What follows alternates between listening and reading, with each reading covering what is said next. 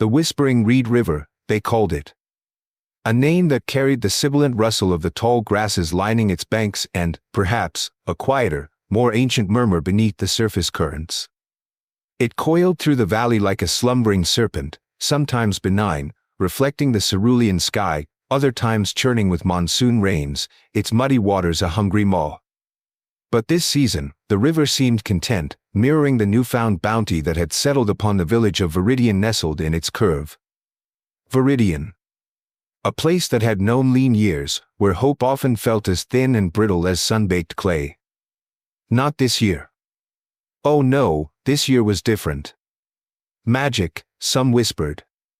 A blessing, others proclaimed. The air itself felt thick with abundance, heavy with the cloying sweetness of ripe mangoes, the exotic perfume of rambutan, and the almost aggressively pungent aroma of durian hanging heavy on the trees. Orchards that had stood stubbornly sparse for seasons past now groaned under the weight of their fruit. It was a painter's palette gone wild, reds, yellows, greens bursting forth in an almost defiant display of prosperity. You could see it everywhere. In the freshly thatched roofs gleaming golden under the sun, replacing old leaks and worries. In the laughter that spilled from open doorways, louder and less strained than usual. In the bustling energy that pulsed through the village lanes, a collective sigh of relief made manifest. The specter of hunger, that unwelcome guest who had overstayed his welcome for far too long, seemed finally banished, replaced by the tangible promise of full bellies and mended clothes. Debts, long carried like stones in the gut, were being settled. Futures, once hazy and uncertain, were being tentatively sketched with brighter ink. It was a time for celebration. A deep, communal exhale. And at the heart of much of this burgeoning hope stood Ethan. Tonight, his modest house, usually a quiet sanctuary, was the epicenter of the village's joy. Lanterns cast warm, dancing pools of light across the packed earth yard, illuminating smiling faces flushed with rice wine and fellowship.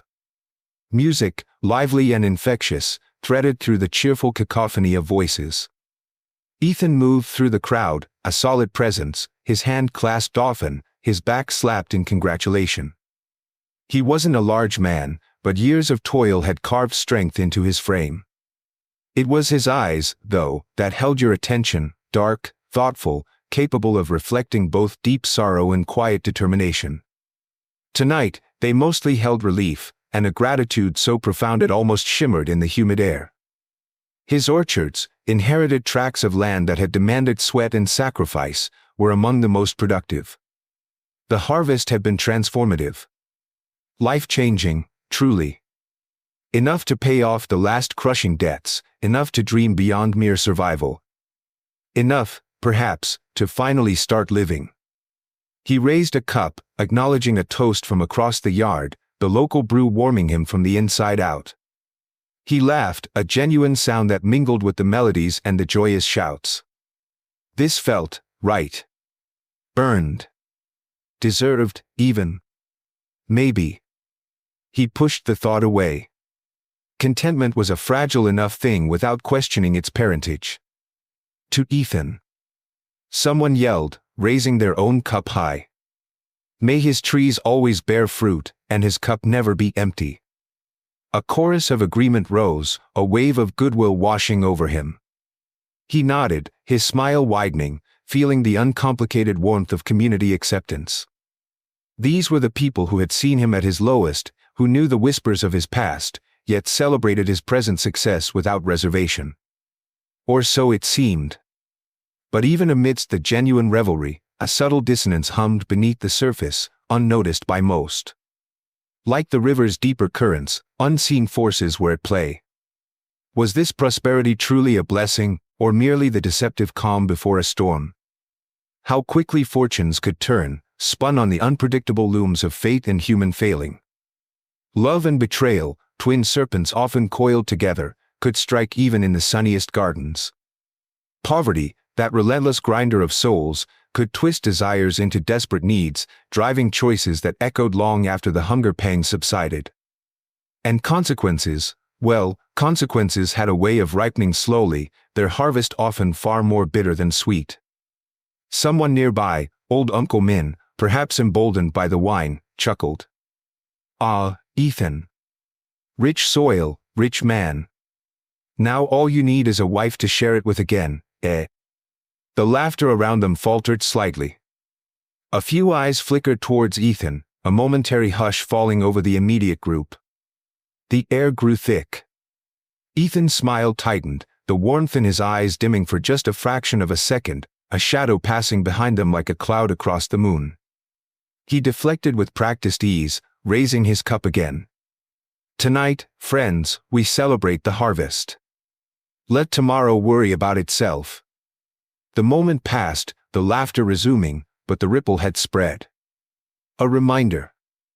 A subtle foreshadowing of pains papered over, of wounds not fully healed. The theme of the night, unspoken yet palpable, was rebirth. A new beginning for Veridian, a new chapter for Ethan. Yet, the very air seemed to whisper cautionary tales. Tales of love that soured into venom, of greed that masqueraded as ambition, of choices made in shadow that inevitably sought the light. The story that was yet to unfold, the tragedy lurking just beyond the circle of lantern light, was one such tale. A story often whispered, rarely believed until it touched one's own life, the story sometimes known, in hushed tones, as the crime of the wife.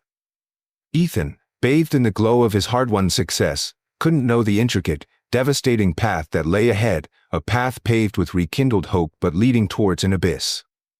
He couldn't fathom how the very prosperity they celebrated tonight would become the catalyst for a betrayal so profound it would challenge the very notion of love and loyalty, leaving indelible stains on the village, the house, and the whispering reeds by the riverbank. He raised his glass, the picture of contentment. But the river flowed on, carrying secrets from the past, and the foundations of Ethan's new life were perhaps not as solid as the rich earth beneath his feet. For to truly grasp the man standing tall amidst the bounty, one must first understand the desolate shores from which he journeyed. For to truly grasp the man standing tall amidst the bounty, one must first understand the desolate shores from which he journeyed, the landscape of loss that had shaped him long before the orchards ever bloomed. Ethan hadn't always been the name whispered with respect in Veridian. No, his beginnings were etched in shadow, marked by a profound and sudden emptiness. He was barely 5, a child whose world was still defined by the comforting orbit of his parents, when the whispering Reed River, in one of its capricious moods, claimed them both. A freak storm, a capsized boat during a routine crossing, the details mattered less than the brutal finality. One moment, a complete world, the next, a void. Orphan. The word settled over him like a shroud, cold and ill-fitting. There should have been solace, perhaps. Aunts, uncles, cousins, the extended web of kinship that villages like Veridian prided themselves on. And initially, there were sympathetic murmurs, cloying embraces, promises whispered over his small head. His parents hadn't been wealthy, but they'd been comfortable, possessing a sturdy house and the fertile land that now yielded Ethan's fortune. An inheritance that should have secured his future, modest though it might be. But grief, it seemed, sharpened appetites other than sorrow. The comforting relatives revealed different faces once the initial shock subsided. Faces etched with calculation, eyes that assessed property lines instead of offering comfort. Legal documents, complex and confusing to a child, were produced. Signatures were obtained through veiled coercion or outright deception. Suddenly, the sturdy house felt alien, the orchards distant. Ethan found himself relegated to a dilapidated outbuilding on the edge of the property, a small, neglected garden patch his only inheritance. The rest? Swallowed by the avarice of those who should have protected him. Betrayal. It was his second orphanage, a loss almost as profound as the first. He was 10 when the last of his birthright slipped through his fingers, leaving him utterly alone, adrift in a world that had twice proven its cruelty. Loneliness became his constant companion. The small compensation fund meant for his upbringing, managed by a distant, disinterested relative, barely stretched to cover essentials. School. That was a luxury the orphaned and dispossessed couldn't afford beyond the basics. Ethan's formal education ended abruptly after the 7th grade. Not by choice, but by necessity. The world demanded he earn his keep, and the world offered little to a boy with no connections and a truncated education. He joined the ranks of the invisible workforce, the sinew and sweat that kept the village functioning. His days became a blur of backbreaking labor. He hauled sacks of rice and produce as a porter at the bustling riverside market, his young muscles screaming in protest. He mixed cement and carried bricks under the merciless sun on construction sites, the dust coating his lungs, the rough materials tearing at his hands. He hired himself out for any task, no matter how menial, chopping wood, digging ditches, mending fences. Hardship wasn't just a phase, it was the very fabric of his existence. The coins he earned were never quite enough, a constant, grinding struggle against deprivation. Enough for a meager bowl of rice, perhaps. Enough to keep the rain out of the worst holes in his shack's roof. Never enough to feel secure. Never enough to erase the gnawing emptiness inside, the profound ache for the family he'd lost and the security that had been stolen. He grew lean, tough, his youthful openness hardening into a quiet, watchful resilience. Then, amidst the grime and struggle, a flicker of something else. He was 20, hauling goods for traders at the chaotic floating market, a vibrant, noisy tangle of boats laden with fruits, vegetables, fish, and gossip, moored along the wider stretches of the whispering reed. It was there he saw her. Serafina. She worked on one of the fruit boats, her laughter carrying over the water, a bright, unexpected melody in the market's din. She possessed a startling beauty, a contrast to the rough setting, dark eyes that seemed to hold both vulnerability and a spark of defiance, skin like polished river stone. Perhaps it was shared hardship that drew them together, two souls navigating the currents of poverty. Or maybe it was simply the potent, irrational magic of youth and longing. Ethan, starved for connection, was captivated. Serafina, perhaps seeing in his steady gaze a potential anchor in her own uncertain world, responded. Their courtship was a whirlwind affair, snatched moments between work shifts, shared bowls of cheap noodles under starlit skies, whispered dreams of a life less burdensome. It felt like an escape, a rebellion against the bleakness that defined their days. To Ethan, Serafina represented everything he'd lost and yearned for: warmth, beauty, the promise of belonging. He poured his guarded heart out to her, offering a devotion absolute and unquestioning. Just over a year later, they married. The ceremony was simple, almost threadbare, witnessed by a handful of market acquaintances. But for Ethan, it felt like regaining solid ground after years adrift. He finally had someone. A family, starting anew. He felt, perhaps for the first time since childhood, lucky. The first 2 years were a continuation of the struggle, yet softened by companionship. Ethan worked relentlessly, driven now by a fierce protectiveness. He wouldn't let Serafina endure the backbreaking labor he knew so well. Her place was at home, he insisted, creating a small haven in their rented rooms, away from the harshness of the world outside. He shielded her, perhaps too much, wanting to compensate for the life he couldn't yet provide. Then came Lily. Their daughter arrived like a monsoon bloom, tiny and perfect, filling their small home with a new, demanding presence. Ethan's heart cracked open with a love so fierce it almost hurt. Holding Lily, he felt a sense of purpose deeper than any he'd ever known. This was it. His family. The anchor he craved, the legacy he would build. He would move mountains for them, shield them from every hardship. His devotion intensified, becoming the central pillar of his existence. But love, however fierce, couldn't conjure rice from empty air or mend threadbare clothes. Lily's arrival stretched their already meager resources to the breaking point. Deprivation wasn't just a shadow, it was a constant, unwelcome presence in their home. Ethan pushed himself harder, taking on more work, sleeping less, his body perpetually weary. He saw only the need to provide, fueled by his unwavering love for his wife and child. He offered Serafina everything he had, his strength, his loyalty, his tireless effort. He tried to fill the gaps left by poverty with sheer devotion. What he didn't see, or perhaps couldn't allow himself to see, were the subtle shifts in Seraphina. The flicker of weariness in her eyes that wasn't just from lack of sleep. The way her gaze sometimes lingered on the silk dresses worn by wealthier merchants' wives at the market. The quiet sighs that escaped her lips when she thought he wasn't listening. Were these just the understandable strains of motherhood and poverty? Or were they the first tremors of a deeper dissatisfaction, a hidden yearning for a life beyond the confines of Ethan's unwavering, impoverished love? The seeds of complexity were there, subtle cracks in the foundation of their shared struggle, unnoticed by a husband blinded by devotion and exhaustion. Ethan poured his heart into shielding his family from the harsh realities of their life, believing his love was enough. But the foundations of their world, built on scarcity, were beginning to crack under a pressure he couldn't see. Ethan poured his heart into shielding his family from the harsh realities of their life, believing his love was enough. But the foundations of their world, built on scarcity, were beginning to crack under a pressure he couldn't see, pressures emanating not just from without, but from within the heart of the woman he cherished. The subtle shifts in Seraphina, once dismissed as mere weariness, began to sharpen, acquiring an edge that even Ethan, weary from endless toil, could no longer ignore.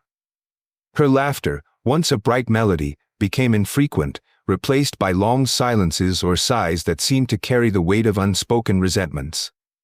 The wistful glances at finer things became more pointed, sometimes accompanied by sharp comparisons or questions about when their turn would come. Arguments, once rare, flared up over trivial matters, a delayed meal, a worn piece of clothing, the perpetual lack of coin. Small fissures, yet they spiderwebbed through the fragile structure of their life together. Ethan tried. Gods, how he tried. He worked longer hours at the Bin River docks, hauling timber until his muscles burned and splintered under his skin, hoping an extra pittance might smooth the growing frown lines on Seraphina's brow. He'd bring her small, inexpensive gifts, a wild orchid found blooming by the river path, a particularly sweet mango saved from his own meager lunch, gestures met with polite indifference or, worse, a look that seemed to ask, "Is this all there is?" Her detachment grew, a palpable coolness settling between them. Sometimes, late at night, he'd wake to find her staring out their small window towards the distant glow of the city lights, an unreadable expression on her face. He'd reach for her, only to have her pull away, murmuring about the heat or Lily's restless sleep. He felt her slipping away, like river water through clutching fingers, but desperation and denial blinded him to the true depth of the chasm opening between them. He told himself it was the poverty, the unending struggle. He just needed to work harder, provide more. Then she'd see. Then she'd be happy again. Then the warmth would return. It happened on an afternoon like any other, heavy with the late-day heat and the smell of river mud. Ethan trudged home from the docks, exhaustion clinging to him like the humid air. His thoughts were on a hot meal, the brief respite of Lily's innocent chatter, perhaps even a rare moment of quiet connection with Seraphina. But the usual sounds of homecoming were absent. No childish laughter greeted him from the doorway. No welcoming aroma of cooking rice filled the air. An unnerving silence hung heavy in their small set of rooms. He called Seraphina's name. Silence. He called for Lily. More silence, deeper this time, punctuated only by the frantic thudding of his own heart. Then he saw it. A single folded piece of cheap paper lying starkly on the worn wooden table they used for meals. Not a shopping list, not a reminder. Something deliberate. His fingers trembled as he picked it up. The words were few, scrawled in Seraphina's familiar hand, yet they felt alien, cold. No apologies, no explanations beyond the barest minimum. "I can't live like this anymore. Took Lily. Gone to the city. Don't look for us." Just that. A clean, brutal severance. The floor seemed to tilt beneath his feet. Disbelief warred with a sickening certainty. He stumbled through the rooms, calling their names again, his voice cracking. Drawers pulled open, revealing empty spaces where Seraphina's few clothes had been. Lily's small collection of carved wooden toys, gone. The reality crashed down on him, a physical blow that stole his breath. Abandonment. Utter and complete. What followed was a blur of frantic, desperate motion fueled by heartbreak and denial. He ran to the neighbors, his questions met with pitying shakes of the head and averted eyes. Had anyone seen them leave? No one admitted to it.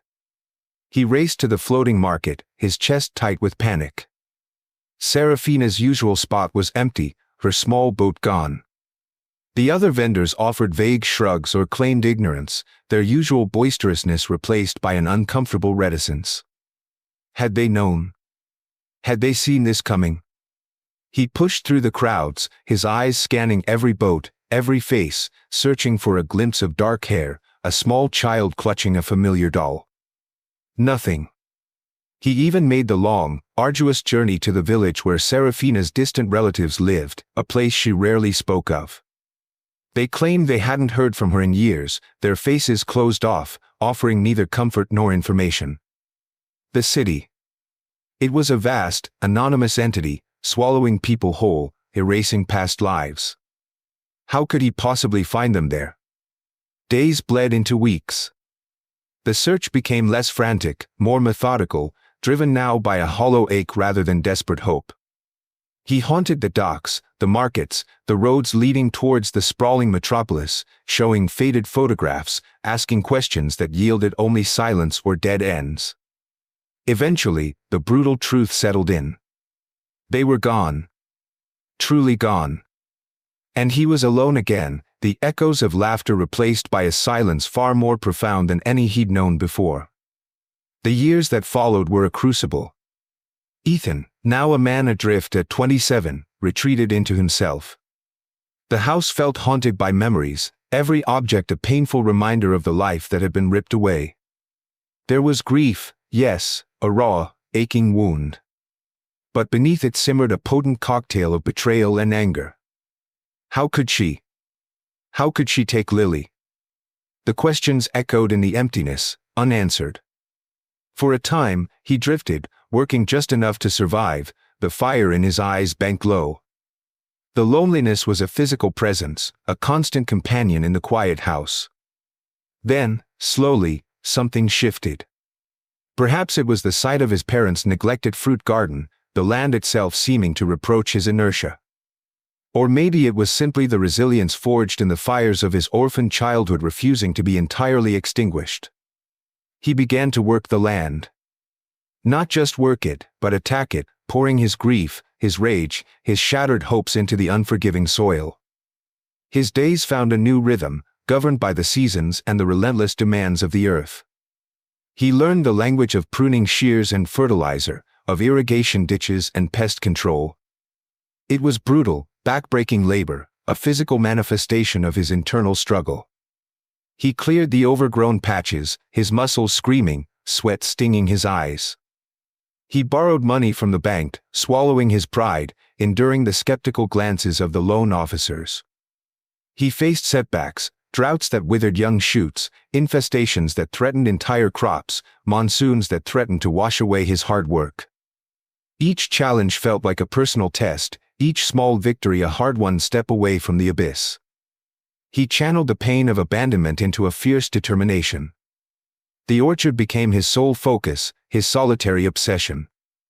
He rarely socialized, his interactions with neighbors brief and functional. The easy camaraderie of his youth was gone, replaced by a guarded quietness. The emotional scars remained, hidden beneath a layer of calloused resolve. But the land, unlike people, responded to his unwavering devotion. Slowly, painstakingly, the orchard began to flourish. The first meager harvest felt like a miracle. He reinvested every coin, expanding, improving, learning. Year by year, the yields grew. The struggling orphan, the betrayed husband, was transforming. He was becoming Ethan the farmer, Ethan the provider, albeit with no one left to provide for. His success grew, becoming tangible, visible. The trees stood tall and laden, testament to his relentless effort. The eventual bountiful harvest, the one that prompted the village celebration, was the culmination of those long, solitary years of toil and resilience. Wealth began to accumulate, offering a measure of security he'd never known. Yet, even as he stood amidst the evidence of his success, the man who hosted the party, the man toasted by his neighbors, still carried the ghosts of his past. The heartbreak lingered, a dull ache beneath the surface. The loneliness, though less acute, remained a familiar shadow. Success offered solace, but not completion. The ghost of his past life lingered, a void that wealth couldn't fill. Then, one unremarkable afternoon, the past didn't just linger, it arrived on his doorstep.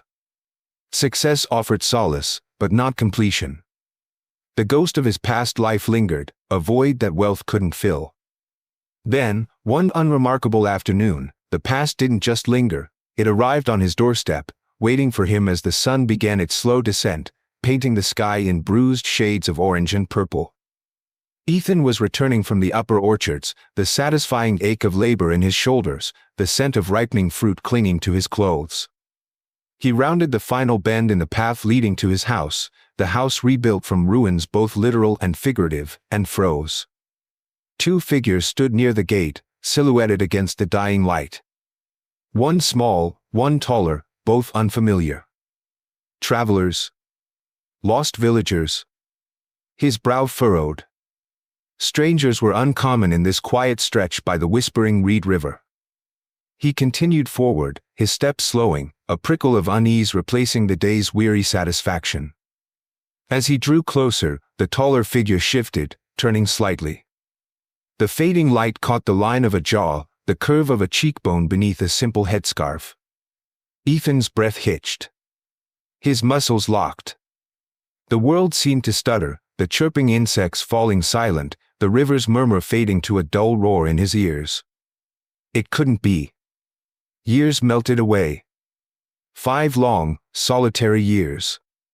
Yet, the face taking shape in the twilight was undeniably, impossibly, hers. Serafina. He stopped dead, perhaps 20 paces away, his mind struggling to reconcile the vision before him with the scar tissue over his heart. She looked different, of course. Thinner, perhaps. The youthful vibrancy he remembered was muted, replaced by a careful, almost studied, humility. Her dress was plain, clean but slightly worn, the scarf pulled low as if seeking anonymity. Beside her, clinging to her skirt, was a little girl, maybe 4 or 5 years old, peering out from under a wide-brimmed, floppy hat that seemed too large for her small head. Her clothes, too, were simple, faded things. Ethan's gaze darted between them, his mind numb with shock. Serafina. Here. Now. Why? She lowered her head as he approached, not meeting his eyes. A gesture of deference? Or guilt? He couldn't read her. He opened his mouth to speak, but only a choked sound emerged. Sarah. It was the child who broke the spell. Prompted by a gentle nudge from Serafina, the little girl looked up at Ethan, her eyes wide and dark, so much like Serafina's. Then, in a small, clear voice, coached but resonant in the sudden stillness, she said, "Hello, Dad." Dad. The word struck Ethan like a physical blow, a bolt of lightning that bypassed his mind and went straight to his core. The careful walls he'd built around his heart over 5 years crumbled in an instant. He dropped the basket of tools he'd been carrying, oblivious to the clatter. His motorbike, leaned against a nearby tree, seemed miles away. He stumbled forward, his legs unsteady. Lily. He whispered, the name he'd only dared to hold in his memory, a fragile ghost. He reached the child, dropping to his knees, heedless of the dust or the sharp stones beneath. He pulled her into his arms, burying his face in her hair, inhaling the scent of sunshine and something indefinably hers. Real. She was real. Tears welled, hot and stinging, blurring his vision. Years of suppressed grief, of longing, of rage, surged up, overwhelming him. My child, is it really? He hugged her tighter, needing the solid warmth of her small body to anchor him in this bewildering reality. He looked up at Serafina, who stood watching, her expression carefully neutral, perhaps a hint of sadness in her downcast eyes. "Serafina, why? How?" His voice was thick with unshed tears and confusion. She finally met his gaze, her own eyes glistening slightly. "Ethan," she began, her voice soft, hesitant. Can we go inside? Please. Don't make us stand out here." Numbly, Ethan nodded. He stood, lifting Lily effortlessly into his arms, her small weight both achingly familiar and completely new. He fumbled with the key, his hands shaking so badly it took several tries to open the door to the house she had abandoned, the house he had slowly rebuilt from his own ruins. Inside, the awkwardness intensified. He set Lily down gently on the floor, where she immediately gravitated towards a small wooden bird he'd carved years ago and left on a low shelf. Ethan and Serafina stood facing each other across the main room, the space filled with unspoken questions, accusations, and years of pain. He gestured towards the simple wooden chairs. They sat. The silence stretched, thick and heavy. What could he possibly say?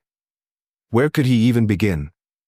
It was Serafina who finally broke the silence, her voice barely above a whisper, her gaze fixed on her twisting hands in her lap. And the story spilled out. A carefully constructed narrative of desperation and hardship.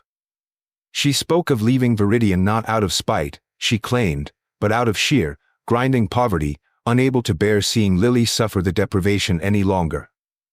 She'd fled to the city, severing ties with everyone, even her own family, out of shame. There, she insisted, she'd found work as a live-in maid for a wealthy, kind family, a fabrication designed to explain her long absence and lack of contact. Life was hard, she said, painting a picture of tireless work and constant worry, but at least Lily had food, shelter. She'd thought of him, she murmured, tears now tracing paths down her cheeks, but she'd assumed he'd moved on, perhaps remarried. And how could she return empty-handed, a failure? It was only recently, she explained, when her fictional employer saw how much Lily was growing, that the woman had urged her to seek Ethan out. Lily needs her father, Serafina quoted the imaginary woman, especially now. I heard whispers, that things were better for you here. A subtle probe, testing the waters of his success. She hadn't come seeking anything for herself, she stressed, only to let Lily know the man who gave her life. Ethan listened, his mind reeling. He wanted to rage, to demand answers for the years of silence, the tearing wound of abandonment. He wanted to dissect her story, expose the inconsistencies he instinctively felt but couldn't yet articulate. The old pain warred with the undeniable presence of the child playing on the floor, his child, radiating an innocent warmth that thawed the ice around his heart. And she was right, things were better now. He had the orchards, the solid house, the security he'd lacked when she left. The longing for family, a constant ache he tried to bury under relentless work, surged anew. Could this be real? A second chance? Hope, treacherous and intoxicating, began to bloom in the desolate landscape of his heart. He looked at Serafina, seeing not just the woman who had betrayed him, but the mother of his child, appearing worn and humbled by years of supposed hardship. He looked at Lily, his daughter, a tangible piece of the past miraculously restored. His success felt suddenly purposeful, no longer just a solitary achievement but something to be shared, something to build a future on. Stay, he said, the word escaping him, rough with emotion. He reached across the small space separating them, taking her hand. It felt small, cool in his grasp. Stay, Serafina. Both of you. Things are different now. I can provide. I have money now. He saw a flicker in her eyes, surprise. Calculation. He couldn't tell. He pressed on, desperate to convince her, to convince himself. We can have a good life here. A real home. For Lily. He squeezed her hand. Let me make up for the past. Let us start over. Serafina hesitated, pulling her hand gently from his grasp. She looked down, biting her lip. Ethan. I don't know. Are you sure? After everything I did? She looked up, her eyes wide, earnest. I didn't come here for your money. Truly. I only wanted what's right for Lily. For her to know her father. Another pause, exquisitely timed. She glanced at the child, then back at him. But, if you truly think it's best, for her sake, perhaps. She let the sentence hang, unfinished. Then, with a sigh that seemed to carry the weight of years, she gave a slight, almost imperceptible nod. All right, Ethan. For Lily. We'll try. Relief washed over Ethan, so potent it almost brought him to his knees. He wanted to weep, to shout. He stood up, feeling giddy, childlike. He rushed over and pulled Serafina into an awkward, tentative hug, then turned and swept Lily up, swinging her around, eliciting a squeal of delighted laughter that felt like the sweetest music he'd ever heard. A new page had turned. Or so he desperately wanted to believe. And so, a new chapter began, built on a foundation Ethan believed was love and forgiveness. The house filled with laughter again, the neighbors rejoiced, but in the corners, unseen by Ethan's hopeful eyes, shadows began to lengthen. And so, a new chapter began, built on a foundation Ethan believed was love and forgiveness. The house filled with laughter again, the neighbors rejoiced, but in the corners, unseen by Ethan's hopeful eyes, shadows began to lengthen, cast by the very presence he had welcomed back with such relief. For the first few months, Veridian buzzed with the happy news. Ethan, the solitary farmer who had wrestled prosperity from the reluctant earth, was whole again. His wife, Serafina, had returned, bringing with her the daughter he'd mourned for 5 long years. Neighbors stopped by frequently, offering congratulations, their faces wreathed in smiles, mostly genuine, perhaps tinged with a touch of village curiosity. Little Lily, shy at first, soon blossomed under the attention and the security of a stable home, her laughter echoing Ethan's own renewed sense of purpose. He threw himself into his work with even greater vigor, the orchard becoming not just a source of income, but a symbol of the future he was rebuilding, brick by painstaking brick. Evenings were no longer silent vigils but filled with the simple rituals of family life, shared meals, stories before bedtime, the comforting presence of Serafina nearby. Among the well-wishers, none felt Ethan's happiness more keenly than Martha. His closest neighbor, a sturdy widow whose own children were grown and gone, she had watched Ethan navigate the treacherous waters of orphanhood and abandonment with a fierce, almost maternal protectiveness. She'd offered quiet support during his darkest years, a bowl of hot soup left on his doorstep, a wordless nod of understanding across the fence line. Seeing him smile again, truly smile, warmed her practical heart. She doted on Lily, showering her with small gifts and enjoying the child's innocent presence. Initially, she welcomed Serafina back with open arms, willing to believe the narrative of hardship and repentance for Ethan's sake. But Martha possessed a keen eye and a healthy dose of skepticism, honed by years of observing the subtle currents of village life. As weeks turned into months, tiny inconsistencies began to snag at the edges of her perception, like burrs caught on smooth fabric. Serafina settled into the role of mistress of the house, yet seemed strangely averse to its actual running. The woman who supposedly spent years as a maid demonstrated a surprising ineptitude, or perhaps distaste, for basic chores. Laundry often came back slightly scorched or shrunk. Meals were simple affairs, frequently prepared by Ethan himself after a long day in the fields, while Serafina pleaded fatigue or unfamiliarity with the rustic kitchen. Her hands, Martha noted during a shared cup of tea, remained remarkably soft and smooth, lacking the ingrained calluses one might expect from years of scrubbing in service. Small things, easily dismissed perhaps. Yet, they accumulated. Then there was the transformation. Fueled by the steady income from the thriving orchard, Serafina began to shed the skin of humble repentance. It started subtly, a request for finer fabric from the town market, a new set of combs for her hair. Ethan, eager to erase the memory of their past deprivation and perhaps assuage some lingering guilt over her departure, readily indulged her. Why shouldn't she have some comfort after all she'd supposedly endured? But the requests grew. New clothes appeared frequently, brighter and more costly than anything seen before in Ethan's modest home. Simple furniture was replaced with more ornate pieces ordered from the city. Jewelry, a pair of jade earrings, a thin gold chain, began to adorn her neck and ears. She carried herself differently, too, a certain confidence bordering on arrogance replacing the previous downcast humility. She spoke more often of the city, of its comforts and excitements, sometimes with a dismissive air towards the simplicity of Veridian. Ethan, blinded by love and the sheer relief of having his family back, saw only a woman blossoming, finally free from the shadows of poverty. He waved away the expense. It's nothing, he'd say, not enough to make up for the lost years. Martha, however, saw something else. She saw a facade.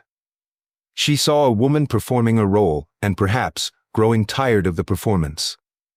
One afternoon, finding Ethan alone mending a fence near their shared property line, she decided to gently probe. "Ethan," she began carefully, handing him a cool drink, "it's wonderful to see you so happy again." "Truly." He smiled, wiping sweat from his brow. "It is good, Martha. Like a dream I didn't dare have." Martha hesitated, then plunged ahead. "It's just. Serafina seems, well, she doesn't seem much like someone who spent years scrubbing floors, does she? Her ways are rather refined." Ethan's smile tightened almost imperceptibly. He took a long drink before answering, his gaze fixed on the fence post. "She suffered, Martha. In the city, working for others, it changes a person. Maybe she just wants to forget all that. Put it behind her. She deserves some ease now." He picked up his hammer, a clear signal the conversation was over. "Don't trouble yourself about it. We're happy." Martha retreated, troubled. Ethan's defensiveness, his unwillingness to even consider her observation, worried her more than Serafina's soft hands. Later, she suspected Serafina had heard of the exchange. A distinct chill entered their interactions. Serafina's greetings became curt, her smiles brittle. Once, when Martha stopped by with some sweets for Lily, she overheard Serafina complaining to Ethan about nosy old women with nothing better to do than gossip, her voice carrying clearly through the open window. Martha's visits became less frequent, the easy companionship she shared with Ethan strained by the silent disapproval emanating from his wife. The first tangible sign of something truly sinister arrived before dawn one morning, several weeks later. Martha, an early riser, was accompanying her grown son, Ben, who was heading to the provincial market town before sunrise. As they walked towards the main path, Ben stopped, nodding towards Ethan's house, shrouded in pre-dawn gloom. "Who's that by Ethan's gate, Ma?" Martha followed his gaze.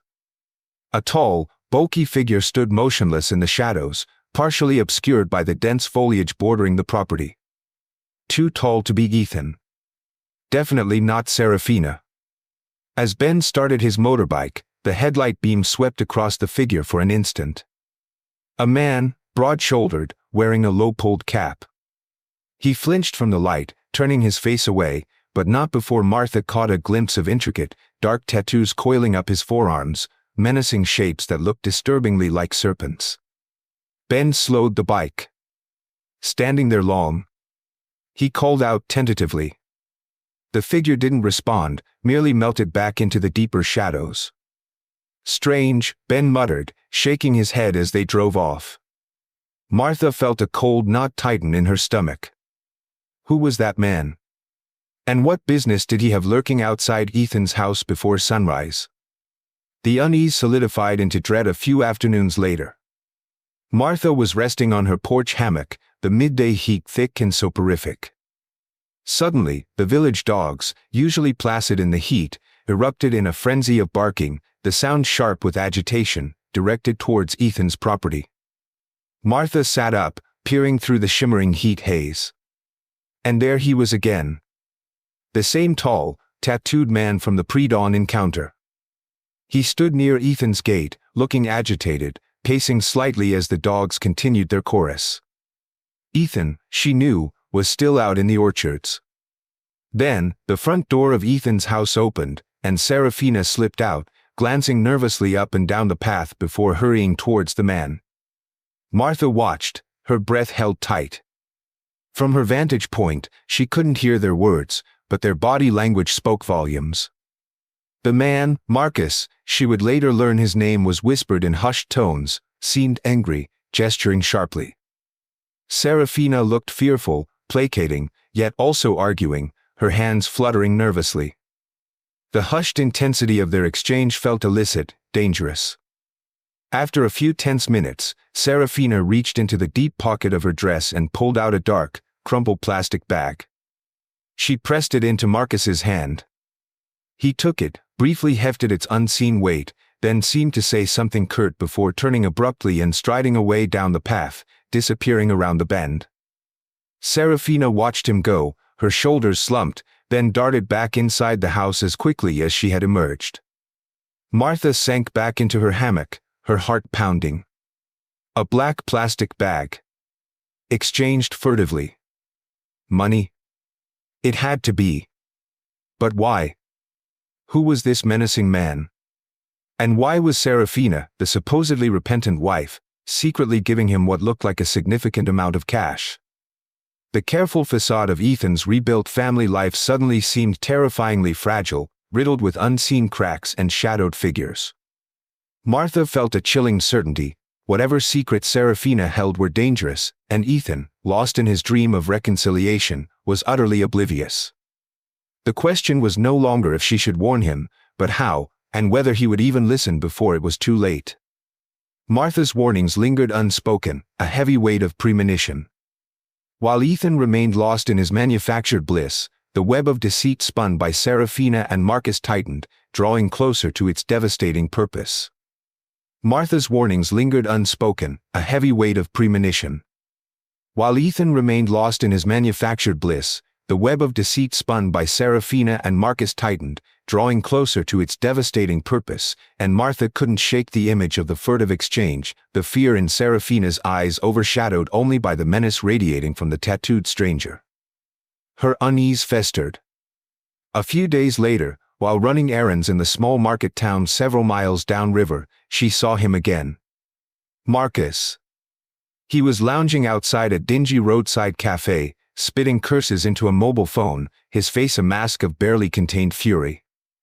Scars she hadn't noticed before stood out starkly on his shaven head in the harsh daylight. He slammed the phone down, paid for his drink with a crumpled note, and stalked off. Not back towards the city, but towards Veridian. Towards Ethan's home. Why?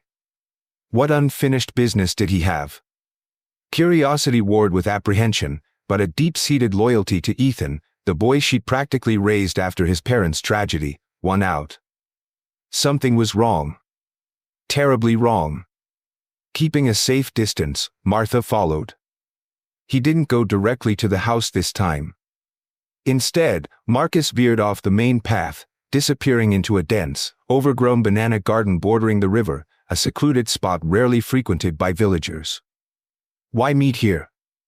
Martha slipped behind a thick clump of bamboo, her heart pounding against her ribs.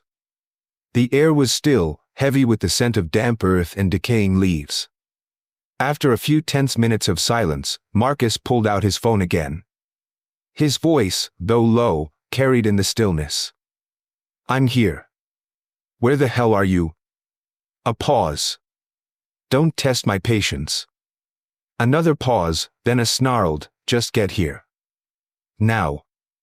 He pocketed the phone, pacing like a caged predator among the broad leaves. 10 minutes later, which felt like an eternity to the hidden Martha, Serafina appeared, pushing through the foliage, her face tight with annoyance rather than fear this time. What do you want now, Marcus? She hissed, not bothering with pleasantries. I told you I need more time. Time's up, Marcus growled, stepping closer, invading her space. I need the full amount. 200 million. Today. 200 million. Serafina scoffed, though a tremor ran through her voice. Where am I supposed to get that kind of money? Ethan keeps track of every coin. I managed to get a little, like I gave you, but the rest, it's tied up in the bank, in his name. That's your problem, Marcus sneered. You think I waited 5 years, looking after you and my kid, just for pocket change? The words hit Martha like a physical blow. My kid. He meant Lily. He meant, oh gods, no. Marcus grabbed Serafina's arm, his fingers digging in. Don't forget who pulled you out of that gutter. Don't forget who kept a roof over your head, who fed Lily when you had nothing. You owe me, Serafina. This was the plan all along, wait till your farmer struck gold, then collect. He punctuated his words with a vicious slap across her face. The sound cracked through the quiet garden. Serafina cried out, stumbling back, clutching her cheek. You ungrateful bitch. He's raising my daughter. Living off my patience. Now you pay up, or I swear. He didn't finish the threat, but the menace hung heavy in the air. Get me the money. All of it. Or you'll find out just how patient I'm not. Martha crouched lower behind the bamboo, trembling, nausea rising in her throat. Lily wasn't Ethan's. The entire reunion, the story of hardship, the carefully orchestrated return, it was all a lie. A cruel, elaborate scam designed to bleed Ethan dry, orchestrated by the woman he loved and the menacing father of the child he adored. Horror and a fierce, protective rage washed over her. She had to tell Ethan. Now. Before it was too late. She slipped away unnoticed as Marcus stalked off in one direction and a shaken, furious Serafina hurried back towards the village in the other. Martha ran most of the way back, her mind racing. How to tell him? How to break the heart of a man who had already endured so much loss? That evening, the atmosphere in Ethan's house was thick with manufactured drama. Martha, watching from her window, saw Ethan pacing, his face etched with worry. Serafina, it seemed, had launched her offensive. When Martha finally gathered the courage to approach Ethan's door later, ostensibly to borrow some sugar, she found Serafina weeping dramatically in Ethan's arms. My poor brother, she was sobbing, these terrible men, gangsters, Ethan. They say they'll hurt him, hurt us, even Lily, if he doesn't pay them back. 200 million. By tomorrow. She clung to him, the picture of terrified vulnerability. Ethan held her, stroking her hair, his face a mask of grim determination. Don't worry, Serafina, he murmured, his voice rough with emotion. Don't worry. We'll get the money. I'll protect you. I'll protect Lily. Whatever it takes. Martha's heart sank. He believed her. Completely. The amount, 200 million, the exact figure Marcus had demanded. The timing. It was all too perfect, too cruel. The next morning, Ethan went to the bank in town. He returned looking pale but resolute, carrying a heavy, nondescript cloth bag. Martha saw Serafina take it from him, her eyes gleaming with an emotion Martha couldn't quite decipher, relief? Triumph? Serafina quickly concocted an excuse involving needing to deliver the money personally to her brother across the river, insisting on taking Lily with her for safety. As they hurried away towards the river crossing, leaving Ethan standing alone at the gate looking bereft, Martha knew she couldn't remain silent any longer. She marched over to his house, her own heart pounding. She found him inside, sitting slumped at the table, staring blankly at one of Lily's small wooden toys. Ethan, she said, her voice trembling slightly despite her resolve. He looked up, his eyes hollow. Martha? Is something wrong? Taking a deep breath, she recounted everything. The furtive figure at the gate, the second meeting, the black plastic bag. And then, the scene in the banana garden. The argument, the slap, Marcus's brutal words. She repeated them verbatim, hating every syllable. He said Lily was his daughter, Ethan. He said Serafina owed him for raising them for 5 years. He said the plan was always to come back when you had money. Ethan stared at her, his face uncomprehending at first. Then came the denial, sharp and angry. No. That's impossible. You misheard. Marcus, who is this Marcus? Serafina wouldn't. He jumped up, pacing the room. Her brother needed help. Gangsters. 200 million. He stopped, the figure echoing in the suddenly silent room. 200 million. The exact sum. He looked back at Martha, his eyes wide with dawning horror. The money, she just took it, for her brother. The carefully constructed reality Serafina had built began to crumble around him, disintegrating into dust and lies. He sank back onto the chair, burying his face in his hands, his shoulders shaking. Minutes passed. When he finally looked up, the grief in his eyes was chilling, but it was hardening into something else. A cold, desperate need for certainty. He stood up, his movements jerky. Her family, she said she hid from them. He bolted out the door, heading towards the village where Serafina's relatives lived, Martha watching him go, her heart aching. He returned hours later, his face grim. They hadn't seen Serafina in years, knew nothing of a maid's job or city life. The entire narrative was a fabrication. The final, agonizing piece clicked into place later that night, after hours of tormented pacing. The DNA test. It was an unthinkable violation, a betrayal of the love he felt for the child who called him dad. But the doubt, the poison injected by Marcus's overheard words and Serafina's confirmed lies, was unbearable. He needed the truth, no matter how devastating. The unraveling was almost complete, only the coldest, hardest confirmation remained. The DNA results lay before him, cold, irrefutable proof of a betrayal so profound it shattered the very foundations of his world. Numbness warred with a rising tide of rage as Ethan confronted the woman who had not only broken his heart but stolen his life. The DNA results lay before him, cold, irrefutable proof on flimsy paper that somehow carried the weight of utter devastation. Probability of paternity, 0%. The clinical language sliced through the fragile tapestry of hope Ethan had so desperately woven over the past few months. 0. Lily, the child whose laughter had filled the aching void in his house, the little girl whose small hand fit so perfectly in his, was not his daughter. The revelation wasn't just about infidelity, it was a deeper, more profound annihilation. It invalidated every shared meal, every bedtime story, every surge of protective love he'd felt.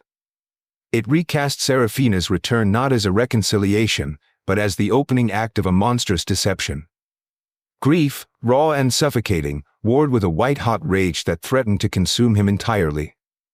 The betrayal wasn't just a crack, it was an earthquake that brought his world crashing down around him. Again. He sat there for hours, the damning paper clutched in his hand, the silence of the house pressing in on him.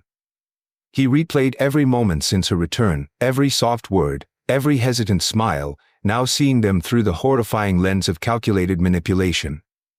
The fabricated story of hardship, the conveniently timed advice from a fictional employer, the plea for help for a non-existent brother, it all snapped into sickening focus. And the money. Gods, the money. Nearly everything he had painstakingly saved, handed over willingly to fund her lies, to enrich the man who had fathered the child he adored. When Serafina returned later that evening, perhaps expecting relief or further questions about the fictitious debt, she found Ethan waiting. He wasn't pacing, wasn't shouting. He sat perfectly still at the table, the DNA report laid out before him, his face unnervingly calm, his eyes burning with an intensity that made her falter in the doorway. Ethan. What is this? She asked, her voice attempting a note of confusion. He didn't answer immediately, just gestured towards the paper. She approached cautiously, her gaze flicking from his stony face to the document. As she read the damning conclusion, the color drained from her face. Panic flickered in her eyes, quickly followed by a desperate attempt at denial. This is wrong. A mistake. Ethan, how could you even think? Don't, he interrupted, his voice low, dangerously level. Don't lie to me anymore, Serafina. Not again. He stood up slowly, the movement coiled with suppressed violence. Lily. She isn't mine, is she? Her denial crumbled under his gaze. Fear replaced indignation. Ethan, I can explain. Explain. His voice cracked, the rage finally surfacing. Explain 5 years of lies. Explain taking my child, his child, and vanishing. Explain coming back only when you heard I had money. Explain the 200 million you cried for your brother. He spat the word out like poison. There is no brother, is there? Just him. Marcus. The man Martha saw you with. The man you gave my money to. Tears streamed down Serafina's face now, but they held no power over him. They looked like crocodile tears, shed for effect. He made me. She cried. He threatened me. Threatened Lily. Where is he? Ethan demanded, grabbing her arm, his grip bruising. Where does Marcus live? She resisted at first, sobbing, pleading, trying every manipulative trick she knew. But the man before her was no longer the hopeful, forgiving Ethan. He was a man shattered, pushed beyond endurance. Seeing the terrifying resolve in his eyes, the raw pain twisting his features, she finally broke. Terrified, she choked out the address, a dingy boarding house in the rougher part of the nearby river town. Ethan released her, shoving her away as if her touch burned him. Without another word, he stormed out of the house, ignoring her frantic calls behind him. He didn't think about the police. Rational thought was a distant shore. All that consumed him was a primal need for confrontation, for retribution, for some kind of accounting for the wreckage of his life. He drove his motorbike towards the town, the engine roaring in protest, mirroring the tempest in his soul. The boarding house was even more squalid than he'd imagined, smelling of stale cooking oil, damp, and despair. He found Marcus's room on the second floor, kicking the flimsy door open without knocking. Marcus looked up from where he was lounging on a stained mattress, initially surprised, then a slow, mocking smirk spread across his scarred face. Well. Look what the river dragged in. The farmer finally grew a spine. The money, Marcus, Ethan gritted out, ignoring the taunt, his fists clenched at his sides. Give it back. All of it. Marcus chuckled, a low, unpleasant sound. Your money.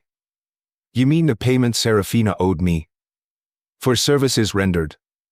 Looking after her and my little girl all those years. He savored Ethan's flinch. Took you long enough to figure it out. Though I guess farmers aren't known for being quick. Give it back, Ethan repeated, stepping further into the room, or I swear I'll go to the police. The police? Marcus laughed outright now, standing up. He was taller, heavier than Ethan, radiating a casual brutality. Go ahead. Tell them your pretty wife ran off with her lover, scanned you blind, and had you raising another man's kid. Makes you look like quite the fool, doesn't it? That was the final spark. Roaring with incoherent rage and pain, Ethan lunged. He connected with a wild punch to Marcus's jaw, fueled by pure adrenaline. But Marcus barely staggered. He retaliated with swift, practiced violence. A heavy fist caught Ethan high on the cheekbone, sending stars exploding behind his eyes. Another blow slammed into his gut, doubling him over, gasping for air. Ethan fought back desperately, landing a few blows, but he was no match for Marcus's size and sheer brutality. Marcus toyed with him for a moment, blocking punches with contemptuous ease, then unleashed a flurry of punishing hits that sent Ethan crashing against the wall. He slid to the floor, dazed, blood trickling from his nose and a cut above his eye. Marcus stood over him, breathing heavily, his eyes narrowed. Had enough, farmer?" He punctuated the question with a vicious kick to Ethan's ribs. Ethan cried out, curling into himself. He tasted blood and regret. "Should have gone to the police, fool." As Marcus rained down more kicks, Ethan's desperate gaze fell on a small, cluttered table nearby. Amidst discarded fruit peels lay a paring knife, its blade catching the dim light. A final surge of desperate fury propelled him. Scrambling, ignoring the searing pain in his ribs, he lunged for the table, snatching the knife. He surged upward, aiming wildly at Marcus. Marcus reacted instantly, knocking Ethan's arm aside. The knife perhaps grazed his forearm, drawing a thin line of blood, enraging him further. With a roar, Marcus delivered a powerful shove or kick, sending Ethan staggering backward, off balance. He crashed through the room's flimsy wooden door, which burst open onto a small, rickety landing overlooking a narrow, rubbish-strewn alley below. His momentum carried him over the edge. He fell, not far, but landed with sickening force. A sharp, agonizing tearing sensation ripped through his lower abdomen. He looked down in disbelief. A jagged piece of rusted metal pipe, protruding from a pile of construction debris carelessly dumped in the alley, had impaled him. Deeply. Warmth spread rapidly across his shirt. Blood. So much blood. Above, Marcus peered down, his eyes wide with shock, perhaps, or panic. He glanced around wildly, then turned and disappeared back into the boarding house, his heavy footsteps pounding down the stairs. Ethan lay gasping in the filth of the alley, the pain searing, overwhelming. He fumbled weakly for the phone still in his pocket. "Help, need help." Then, a figure appeared at the alley entrance. Serafina. Her face was pale, her eyes wide as she took in the scene, Ethan lying broken and bleeding amidst the refuse. She must have followed him. She rushed to his side. "Ethan." "Oh gods, Ethan, what happened?" He looked up at her, his vision blurring. "Serafina." He gasped, the word choked with blood and pain. "Help, call, ambulance." He tried to lift his hand towards his pocket, towards the phone.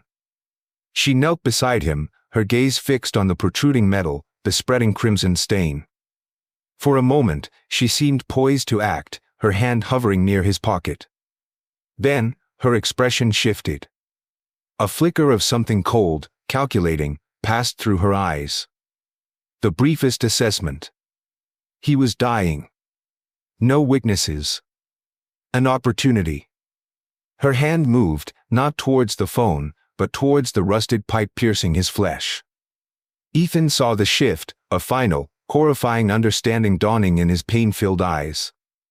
Before he could react, she grasped the metal firmly and, with a sudden, brutal wrench, pulled it free. An inhuman scream tore from Ethan's throat as fresh agony ripped through him, blood now gushing uncontrollably from the gaping wound. He stared up at her, choking, disbelief warring with the ultimate betrayal. Before the scream fully subsided, she moved again. She snatched up the paring knife that had fallen near him. Her face was a blank mask, devoid of emotion. Perhaps she whispered, "It's better this way," or perhaps the only sound was the slick, tearing noise as she plunged the small blade deep into his chest, finding his already failing heart. His eyes widened one last time, fixed on the face of the woman he had loved, the woman who had destroyed him, before glazing over into emptiness. Serafina watched him still, then calmly wiped the knife on a piece of rag, checked the alley again, and perhaps only then, after a calculated pause, did she finally reach for the phone, her voice carefully pitched with panic as she began to feign a call for help. Silence fell in the dusty alley, broken only by the distant city sounds and the chilling finality of Serafina's actions. With Ethan gone, the path to his fortune lay open, but the house she inherited held more than just wealth, it held secrets, sorrow, and a burgeoning darkness. Silence fell in the dusty alley, broken only by the distant city sounds and the chilling finality of Serafina's actions. With Ethan gone, the path to his fortune lay open, but the house she inherited held more than just wealth, it held secrets, sorrow, and a burgeoning darkness poised to claim its due. Ethan's funeral was a somber affair, the weight of unexpected tragedy heavy upon the small community of Veridian. Neighbors gathered, their faces etched with genuine grief for the quiet, hard-working man who had overcome so much, only to be struck down so senselessly. They spoke in hushed tones of his kindness, his resilience, the cruel twist of fate. Serafina played the part of the grieving widow impeccably, dressed in stark black, her face pale and tear-streaked, accepting condolences with a quiet, fragile dignity. Yet, beneath the performance, her eyes remained oddly detached, cold. Martha watched her from across the crowded room, her own grief for Ethan mingled with a chilling certainty. She saw no real sorrow in Serafina's carefully composed features, only calculation. Martha's stare was unwavering, accusatory, a silent judgment that Serafina pointedly ignored, turning away to dab at perfectly dry eyes with a black-edged handkerchief. The official story, pieced together from Serafina's tearful testimony and the scene in the alley, was straightforward enough for the town police. A tragic confrontation. Ethan, perhaps discovering a past connection between his wife and the violent Marcus, had sought the man out. A fight ensued, resulting in Ethan's fatal injuries. Marcus, now a wanted fugitive for assault leading to death, murder was harder to prove without witnesses to Serafina's final act, had vanished without a trace. Serafina, questioned extensively, admitted tearfully to a brief, regrettable past involvement with Marcus years ago, before she even met Ethan, framing him as an obsessive, dangerous man who had resurfaced to cause trouble. She vehemently denied any current association or knowledge of his financial demands, painting herself as a victim caught in the crossfire. Crucially, she maintained that Lily was Ethan's daughter, born of their love. With no evidence to the contrary and a grieving widow performing her role convincingly, the investigation eventually stalled. Marcus remained at large, a convenient scapegoat. And so, Serafina became the sole inheritor of Ethan's legacy. The sturdy house, the flourishing orchards ripe for another lucrative harvest, the substantial savings accumulated through years of backbreaking labor, it was all hers. In the weeks following the funeral, once the performative mourning subsided, a quiet satisfaction settled over her. She walked through the orchards, assessing the ripening fruit not with a farmer's pride, but with a merchant's eye, calculating yields and profits. Her mind raced with plans. Sell the orchard after the harvest. Sell the house. Sever all ties with Veridian and its prying eyes, its uncomfortable memories. Move to the city, establish herself, perhaps find a wealthy man who could offer genuine luxury, not just the simple comforts Ethan had provided. Or, if not, the money from the sale would be more than enough capital to start her own business, to live life on her own terms. Freedom. It tasted sweet, intoxicating. But the house seemed to hold its breath, watching her. An unease began to prickle at the edges of her newfound contentment. It started subtly. A persistent chill in certain rooms, even on warm afternoons. The feeling of being observed when she was alone. Sounds at night, floorboards creaking overhead when no one was upstairs, faint whispers just beyond the range of hearing. She dismissed it as grief, nerves, an old house settling. Then came the things she couldn't easily explain away. A termite mound erupted overnight in the yard, inexplicably close to the front porch steps. Annoyed, Serafina hired a local boy to destroy it, to dig it out completely. The next morning, it was back, identical, in the exact same spot. She had it destroyed again, dousing the earth with poison this time. The following morning, it stood there once more, a silent, earthy accusation. Fear began to replace annoyance. Then came the crows. Not the usual solitary birds, but a thick, black, murmuring flock that descended upon her roofline one afternoon. They didn't scavenge or fight, they simply sat there, dozens of them, their heads cocked, obsidian eyes fixed on the house, on her, their relentless, grating cause shattering the rural quiet. She tried to scare them away, throwing stones, shouting, banging pots together. They ignored her, their unnerving chorus only growing louder, more insistent, until she fled back inside, hands pressed over her ears, unnerved by their collective, watchful malice. Days later, she found one lying dead on the porch, its neck broken at an impossible angle, as if it had simply hurled itself against the wall. Sleep offered no escape. It became a portal to terror. The nightmares began. Ethan visited her, but not the Ethan she knew.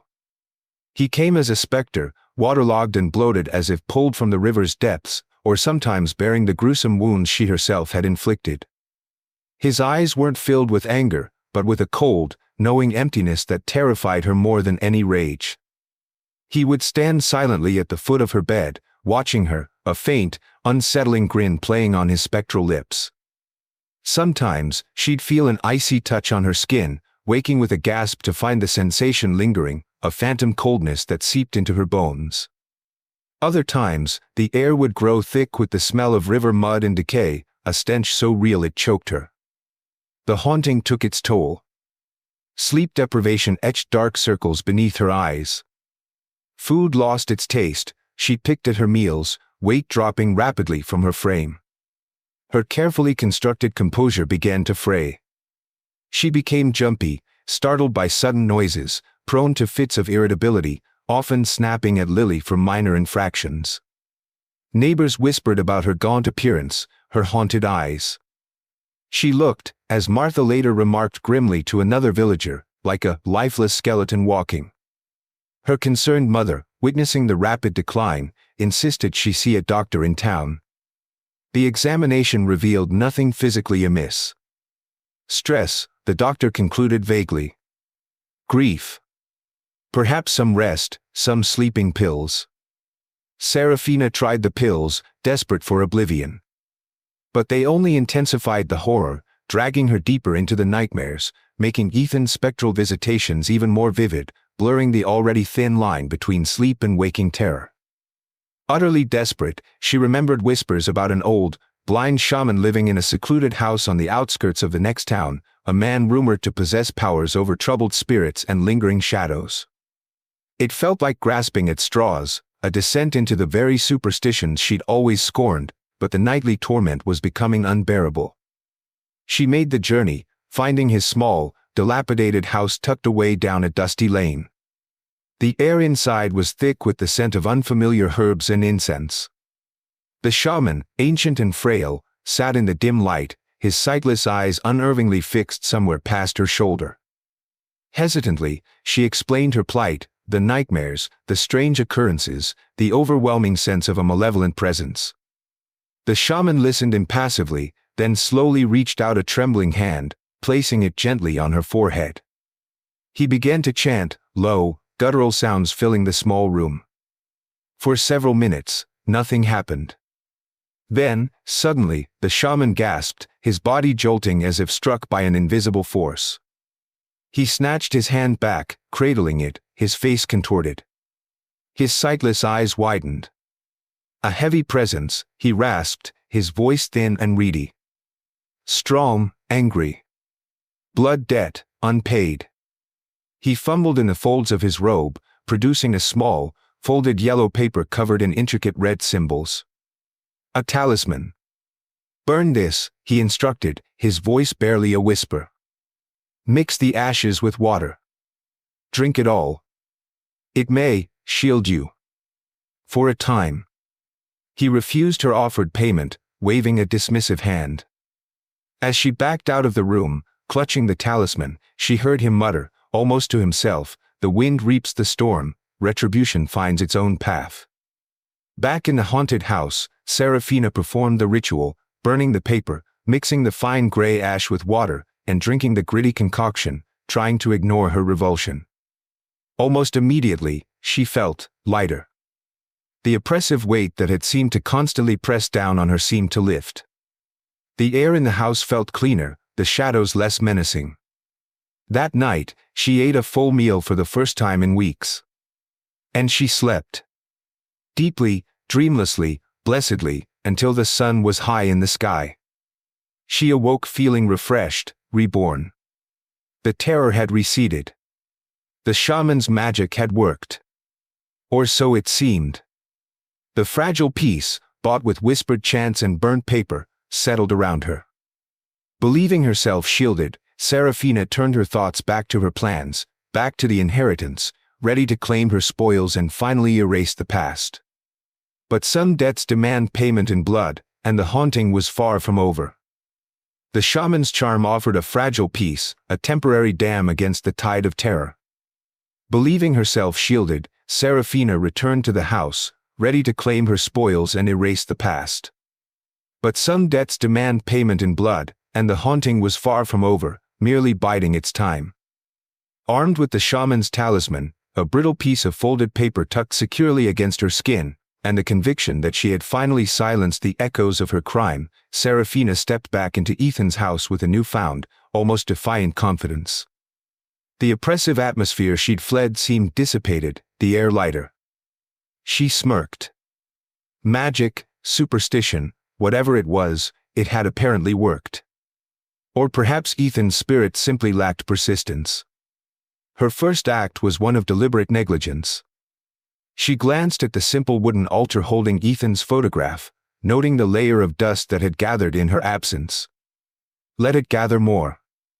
She felt no obligation towards piety or remembrance. Later, perhaps fueled by a surge of arrogant triumph, she did light an incense stick, not out of respect, but almost as a taunt. Waving the fragrant smoke towards the stoic face in the photograph, she whispered, a mocking edge to her voice, "Rest easy now, Ethan. Your time is over. Mine is just beginning." She turned her back on the altar, dismissing him from her thoughts as easily as she had dismissed him from life. Her focus shifted immediately to the tangible inheritance, the orchards. The fruit hung heavy on the branches, plump and promising, nearly ready for the harvest that would fund her escape. She contacted buyers in the city, negotiating prices with a shrewdness Ethan would never have recognized.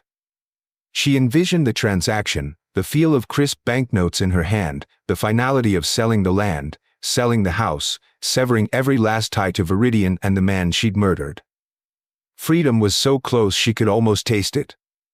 She placed advertisements for the house and land, describing it in glowing, sanitized terms: riverside property, mature fruit orchards, peaceful village setting. Soon, inquiries came, and an appointment was set with an elderly couple from the city, retired civil servants seeking a quiet rural escape. Serafina put on her most charming facade, playing the role of the recent, unfortunate widow managing her late husband's estate. The couple seemed ideal buyers, polite, solvent, genuinely charmed by the lush orchards and the tranquil beauty of the whispering reed river flowing nearby. They praised the land, the potential, the air of peace. Serafina smiled, mentally calculating her profits. Then, she unlocked the front door and ushered them inside the house itself. The change was instantaneous. The cheerful, prospective buyers faltered on the threshold. The wife gasped, clutching her husband's arm, her face paling. "Oh my," she whispered, her voice suddenly thin. "It's so cold in here." The husband frowned, stepping inside, his expression shifting from polite interest to distinct unease. "There's a feeling," he began, trailing off, looking around the simple main room as if sensing an invisible, sorrowful weight. A deep sadness. Within moments, the wife swayed, her eyes rolling back, and collapsed in a faint. Amidst the ensuing panic, reviving the wife with smelling salts, fetching water, the couple's desire to purchase evaporated completely. Once the wife was coherent, though still trembling, they mumbled apologies and excuses about the wife's delicate health, the unexpected chill, and beat a hasty retreat, practically fleeing back towards the city. Serafina stared after them, baffled, then furious. "Superstitious old fools," she muttered, slamming the door shut. "Letting their imaginations run wild. Fine. Plenty of other buyers." But a sliver of unease pierced through her frustration. Was the house itself rejecting her plans? Was the talisman's protection already fading? Shaken, she sought refuge and perhaps defiance in the familiar anonymity of a riverside tavern in the nearby town that evening. She ordered strong rice wine, determined to toast her impending fortune, regardless of superstitious couples or flickering doubts. As twilight deepened outside, painting the river in hues of blood orange and violet, she felt a presence slide into the seat opposite her, uninvited. She looked up, annoyed, ready to send the intruder away, but the figure's face was obscured by shadow, indistinct. A man, she thought, but couldn't be sure. Before she could speak, he gestured towards the steaming hot pot the waitress had just delivered. "You look hungry," the shadowed figure rasped, the voice unnervingly familiar yet distorted. "Eat." He reached across the table, his movements fluid, unnatural, ladling something thick and dark into her bowl. Serafina recoiled slightly. His hand, glimpsed briefly in the lantern light, looked pale, waterlogged. "Why don't you?" She began, but trailed off as he pushed the bowl closer. Hesitantly, driven by a strange compulsion, she dipped her spoon in. The broth wasn't broth. It was thick, viscous, and impossibly red. Floating within it were unidentifiable meaty chunks. She gagged, dropping the spoon with a clatter. Looking up in horror, the shadows shifted. The figure opposite her resolved into focus. It was Ethan. But not Ethan. His face was bloated, tinged blue, water streaming from his hair, his eyes empty sockets weeping dark river water. The horrifying wounds she had inflicted gaped open on his chest and abdomen, impossibly fresh. And he was smiling. That cold, knowing, terrifying grin. Blood, thick and dark, dripped steadily from his wounds, sizzling as it hit the heating element beneath the pot, turning the broth into a churning cauldron of gore. Serafina screamed, a raw sound of pure terror, shoving the table away, stumbling backward, falling from her chair. She scrambled away, crab-like, her eyes fixed on the monstrous apparition, then turned and fled into the night, the sound of spectral, gurgling laughter echoing behind her. She didn't remember running, didn't remember the journey back to Veridian. She came to her senses hours later, collapsed on the floor inside Ethan's house, the front door inexplicably bolted from the inside. Disoriented, trembling violently, she realized the flimsy protection of the talisman was gone. Utterly gone. The air in the house was thick, suffocating, charged with a malevolent energy that made her skin crawl. And then, it began. The candles on Ethan's altar, untouched for days, burst into flame simultaneously, their light casting huge, dancing shadows that writhed like tormented spirits on the walls. She stared at his portrait above the altar. The painted eyes moved, following her.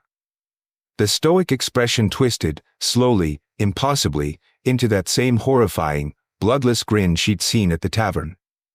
Then, thick, dark liquid, like coagulated blood, began to ooze from the portrait's nose and mouth, dripping down onto the dusty altar cloth. Serafina whimpered, backing away, her body numb with terror. The altar itself began to vibrate, a low humming sound filling the room. Then, impossibly, it slid forward, slowly, inexorably, moving across the floor towards her, scraping against the wooden planks. She was trapped, paralyzed by fear, unable to scream, unable to move. Suddenly, a furious pounding erupted at the front door, shaking the entire house. Rescue. Or something worse. Sobbing, fumbling with the bolt with trembling fingers, she managed to wrench the door open. Marcus stood on the threshold. But the mocking, arrogant man she knew was gone. His eyes were wild, bloodshot, his clothes torn, his face scratched. He looked hunted, desperate, possibly mad. He stared past her, into the room, perhaps seeing the bleeding portrait, the advancing altar, or perhaps seeing his own demons reflected in the horror of the house. "You!" He screamed, his voice raw, turning on her. "This is your fault. All of it." He lunged, not for money, not for escape, but with pure, unrestrained violence. Serafina barely had time to register his approach before he was upon her. He grabbed her, slamming her against the wall, his hands closing around her throat. She clawed at him, gasping, but his strength, fueled by madness or despair, was overwhelming. He threw her to the floor, then produced a knife, perhaps the same paring knife from the alley, or another he carried. The attack was swift, brutal, frenzied. He stabbed her again and again, heedless of her screams, her struggles quickly weakening. Finally, a devastating thrust to her throat silenced her forever, her lifeblood pooling on the floorboards beside Ethan's dusty altar. Marcus stood over her body, panting, the knife dripping in his hand, his wild eyes surveying the carnage. Perhaps he saw Ethan's grinning portrait, felt the malevolent presence of the house closing in. Perhaps the weight of his own crimes finally crushed him. With a final, despairing cry, he turned the knife on himself, slumping down beside the woman he had both used and destroyed. Days passed. Neighbors noticed the closed shutters, the silence from the house that had once held so much promise, then so much sorrow. Flies buzzed insistently at the windows. Finally, prompted by Martha's persistent unease, a few villagers forced the door.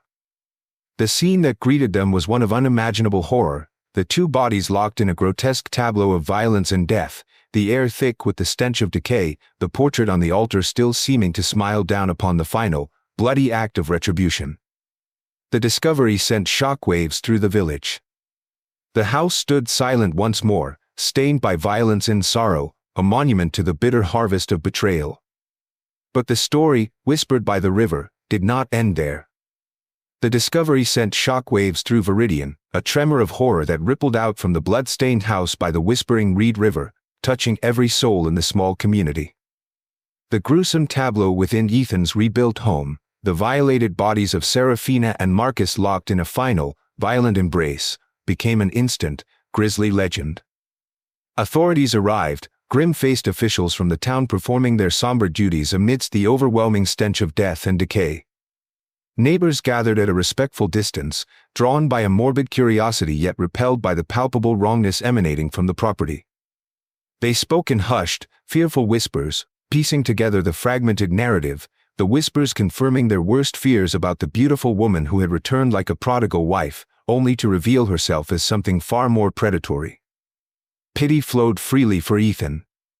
Poor Ethan.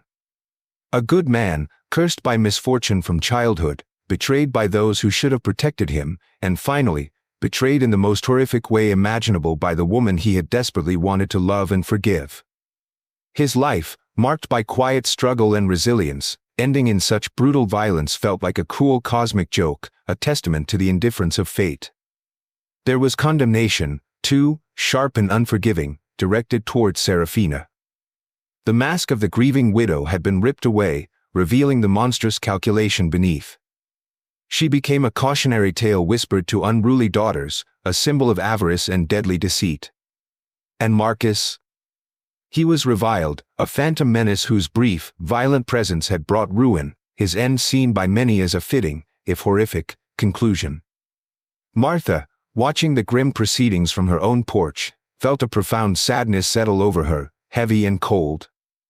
There was no triumph in being right, only the aching sorrow of knowing she had seen the darkness coming but had been unable to divert its course. Ethan, the boy she had watched grow, the man she had cared for like a son, was gone, his hard-won peace shattered by the very people he had opened his heart and home to. She mourned him quietly, deeply, avoiding the morbid gossip, her silence a heavier judgment than any spoken word. In the weeks and months that followed, the house itself became a pariah. No one dared approach it after dark. Even during the day, villagers would cross to the other side of the path, averting their eyes, perhaps making a small sign against evil as they hurried past. Ethan's carefully tended orchards, once a symbol of prosperity, grew wild and tangled, the fruit ripening and rotting unpicked on the branches, claimed only by birds and insects. Weeds choked the garden patch where Lily had once played. Shutters, loosened by wind and neglect, banged erratically against the walls like frantic, trapped hands. Dust gathered thick on the windowsills, obscuring the view into the shadowed interior. The house seemed to withdraw into itself, absorbing the tragedy, becoming a physical embodiment of the darkness that had unfolded within its walls. Of course, the stories began almost immediately. Teenagers, fueled by bravado and cheap liquor, dared each other to touch the sagging front gate after midnight, usually fleeing in shrieking terror before their fingers made contact, swearing they'd heard a whisper or felt an icy breath on their necks. Fishermen drifting past on the river at dawn claimed to see fleeting lights moving behind the grimy windows, though the house had long been disconnected from any power source. Others spoke of shadows glimpsed in the overgrown orchard, shapes that didn't quite belong, vanishing when looked at directly. The house became the murder house, the house of regret, a place imbued with fear and sorrow, its very presence a blight on the otherwise tranquil landscape. But the most persistent, most chilling element of the burgeoning legend concerned the sounds. On still nights, especially when the moon was hidden and the river fog crept thick among the trees, those living near enough swore they could hear things emanating from the abandoned dwelling. Not just the creaks and groans of a decaying structure, but sounds distinctly, terrifyingly human. Sometimes, it was reported as a low, agonized groaning, a sound heavy with pain and betrayal, instantly attributed to the spirit of the murdered Ethan.